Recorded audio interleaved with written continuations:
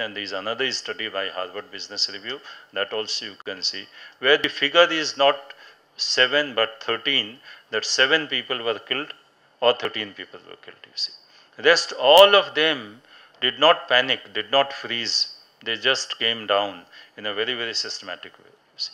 So Time magazine argues that in the time of a disaster, there are 3 kinds of personalities which come out, you see. One is that in which people freeze, and therefore they don't know what to do, and hence they suffer, you see. Second is that in which people panic and overreact, and therefore you have seen, I am sure you recall, videos of even couples holding hand and jumping from 50th, 60th, 70th floor. They know what is going to happen, yet they do that because they just cannot cope with the crisis at hand, you see. And the third category is of those people who neither freeze nor panic. They know what to do, and more importantly, they know how to do.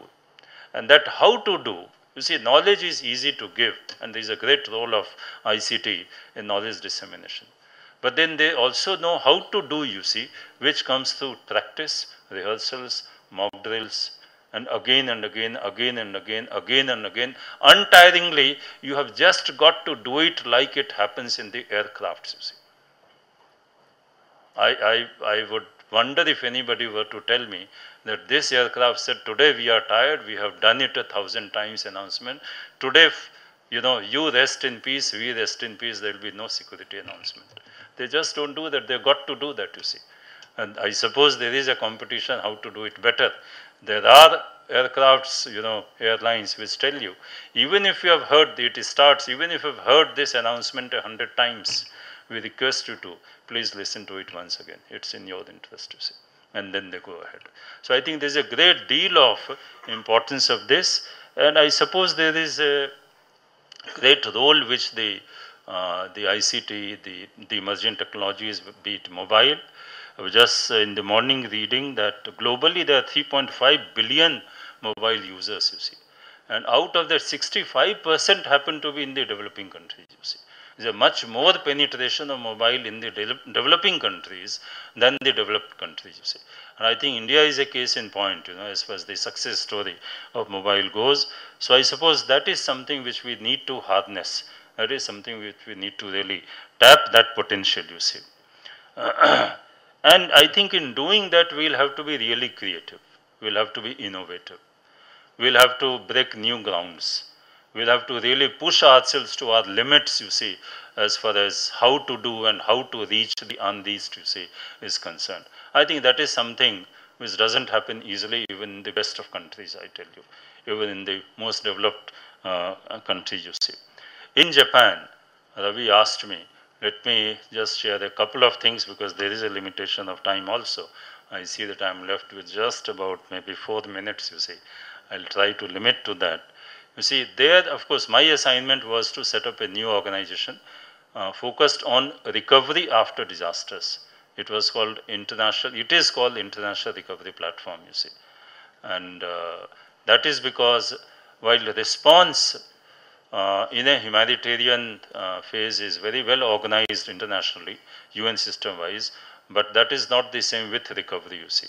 So that is why it was thought globally that there needs to be an organization which focuses on recovery, because recovery happens to be very, very long, complex, painful process, you see. Just to give you an example, after 1995 earthquake, which is called Great Hanshin Awaji earthquake, and great word is not out of fancy, there is a technical way of defining. I don't remember, but if the earthquake is above such and such level, it is called great.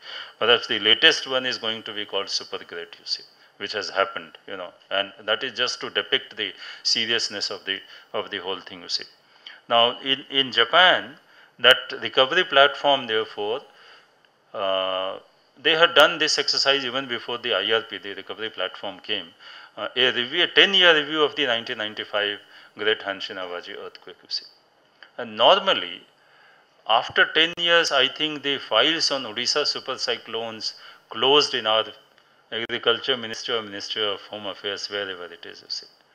I suppose after 10 years, the Gujarat earthquake files have closed, you see.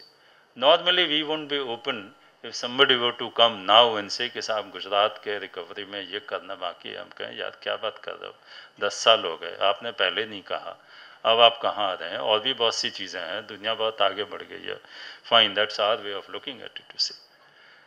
Japanese, they did this exercise, and it was not a bureaucratic government exercise. It was initiated by them, but done through academics and scientists and engineers and technologists, you see. And I have read the summary of that report because the main report was in Japanese. After 10 years, believe me, they came out with 58 new action points, you see. Some arising out of follow-up of what they were doing, and some new which they discovered that this is something new which has come, we have not thought, we have not addressed, and we need to do that. That is how they look at recovery after 10 years. And to tell you about recovery, you see, there is also a view which is very, very genuine, is that for many people recovery never ends, never completes. For those who have lost their near dear ones, you see, orphans, others, etc., recovery can never be complete, you see. So that is the perspective on recovery. But coming to Japanese practices, you see, they set up, today if you go to Kobe, you know, the city which was devastated, you see, more than 6,000 deaths and all that, you know, which is too great for that country. The only evidence of Kobe earthquake of 1995 is what they have preserved, you see. The rest is a wonderful, green, eco-friendly, one of the best cities. And same is true of Hiroshima, you see, which also I had occasion to go number of times and see, you see. A wonderful city, excepting what they have preserved. Their museum plus one of the atomic bomb tombs, etc., you see. Now this museum which they have created in Kobe, you see, is a wonderful piece of a composite, integrated, kind of a holistic, and yet very, very innovative and creative thinking, you see. It has a children's section, you see, which is huge. I wish I had brought the video and I could have shown you some of them. How, you know, children are involved and to make disaster learning joyful for them, full of activities, full of participation, you see. Unlike the textbooks courses which we have introduced and left it at that. And the feedback about that which I have from several parts of the country and some of the best students, that it's dull and boring, you see. We need to do, you know, take up things like that, you see. Then, you see, there are a number of volunteers, survivors of Kobe earthquake who work as volunteers in the museum. You go and they will relate to you, they will tell you. They work as, you know, whether teachers or demonstrators and whatever, etc. They arrived at one agreement with all the school management, you know, all over the country. And that agreement was that you will bring your children to this museum regularly, you see. And therefore, every week you see those beautiful rows of children in their uniform coming in buses, otherwise lining up, then going, etc., you see. So that's a wonderful example, I would say, you know. And then there is a shake table van, you see, on which I would like to work with organizations in creating that. We have not yet done that, where people are given the experience of shaking, you know, where children go for fun, you see. And they come back, you see, with an experience, you know, which you don't. You experience something which you really carry with yourself. It's a feeling. It's something which you have just undergone, you see. And it's wonderful because any earthquake, you see, will not give you more than 10, 12 seconds, you see, to take action before the building, God forbid, you see, starts crumbling, falling down. Just about 8, 10 seconds, you see. After that, you see, if it is violent, you know, it starts crumbling down. See, it is just that much of time which is for you, you know, which is enough for you to take the action, you see. Go under the table, a strong table, go to a corner, go below, you know, the door frame, etc., etc., you see. Then the kind of drills which they do with the fire people, you see, the evacuation drills, you see, they not only do with children, but the office where we were there, you see. You know, many of us, perhaps most of us, live in beautiful these towers, you know, multi-story buildings which have come up in Delhi and around Delhi, you see. I'm sure many of them, most of them, perhaps all of them would have fire extinguishers, you see. Many of them would be well maintained. But how many of them are there where each and every resident of that locality is trained in handling that fire extinguisher. We take pride in the place where I live, you see. All things very well maintained. But we had a meeting, neighborhood meeting, where we raised this question, and then the president and all, everybody said, no, no, no, sorry, we have not been practicing it. In Japan, they not only you have to come out in the evacuation drill, but then you have to hold it and you have to operate it, and there is a target which you have to hit, you see.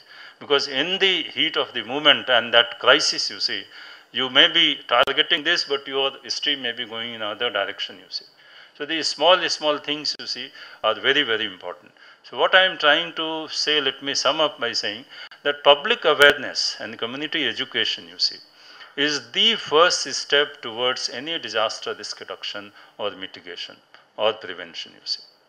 There, you cannot talk of mitigation or risk reduction or prevention unless until there is awareness and education. What is it about that I am going for mitigation or risk reduction? That is the very first step. And that is something in which we have been weak, you see. Only yesterday we had a meeting in the Planning Commission where I said that in the 12th plan, let us have this as the major thrust, you see. While there is a great deal of importance, my dear friends, of zonation, microzonations, of maps, etc., GIS, GPS, everything, you see. You do a typology of buildings study, whatever you do, but all those things you do capacity building, engineers trainings, architects trainings, masons training, and all that, you see. Yet all those things have a gestation period, you see. In terms of conceptualization, courses, institutions, their capacity building before you can take up, etc. But then one thing which can be done immediately is public awareness and community education. And that also goes with the fact that community invariably is the first responder, you see. If today something, God forbid, were to happen in which, say, 500 of,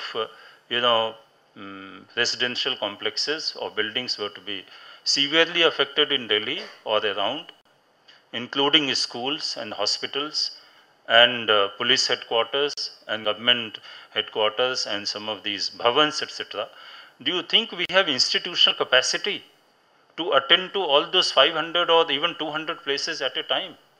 I seriously doubt.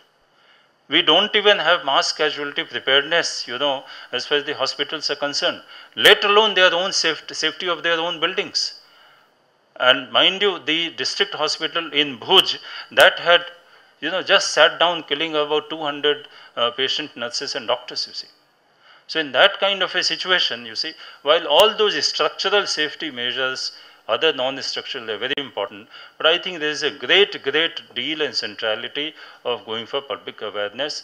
That is where I suppose technologies like mobile, you see, they have with their penetration, with the, it has literally gone to the lowest segment of the society, and we are talking financial inclusion, through mobile banking, etc., etc. We need to utilize it, you see, as virtual classrooms, as simulation training programs, in terms of building worst case scenario, in terms of literally preparing the people to expect the unexpected, in terms of reaching out to children, to students, to youth, to women, etc. I suppose that is the power of the of technology which we should be using. And early warning system is something which I like to flag as I end my talk, you see, that's something wherever the disaster or the hazard by nature provides you with some lead time, you see. One can, use that if you have a good early warning system. The International Decade for Natural Disaster Reduction, which was a UN initiative in the 1990s, depended little too much on technology, you see, and then came to the conclusion that technology, not technology alone, which is what Mr. Sanjeev Mittal said, you see, I noted, you see, not technology alone, the community, technology on one end and the community, you call it the last mile or you call it the last meter, you see. But I think that connectivity has to come. That's very, very, very important and key to this whole success. So with this, friends, I'd like to say thanks to all of you for your patient hearing. And I hope I have been able to flag some of the issues as it relates to this whole, this paradigm of secure IT, you see, which we are deliberating. Thank you so much. Namaskar.